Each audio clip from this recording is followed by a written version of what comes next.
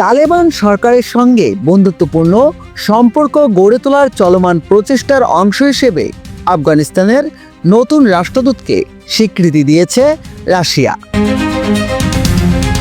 4 বছর আগে আফগানিস্তান থেকে আনুষ্ঠানিকভাবে মার্কিন সেনা প্রত্যাহারের পর থেকে তালেবানরা দেশটি শাসন করছে। এই পদক্ষেপের মধ্য দিয়ে বিশ্বের প্রথম দেশ হিসেবে তালেবান সরকারকে স্বীকৃতি দিল রাশিয়া।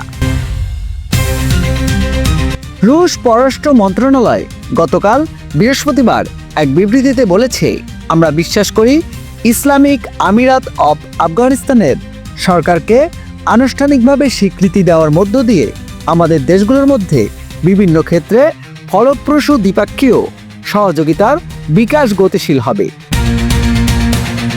কাবুলে রুশ রাষ্ট্রদূত দিমিত্রি জিরনোভের সঙ্গে এক বৈঠকে আফগান পররাষ্ট্রমন্ত্রী আমির খান মুত্তাকি বলেছেন, এই সাহসী সিদ্ধান্ত অন্যদের জন্য উদাহরণ হয়ে থাকবে। ওই বৈঠকের একটি ভিডিও সামাজিক যোগাযোগ মাধ্যম এক্সে প্রকাশিত হয়েছে। নাকিব, বাঙালি নিউজ বাংলা, ঢাকা।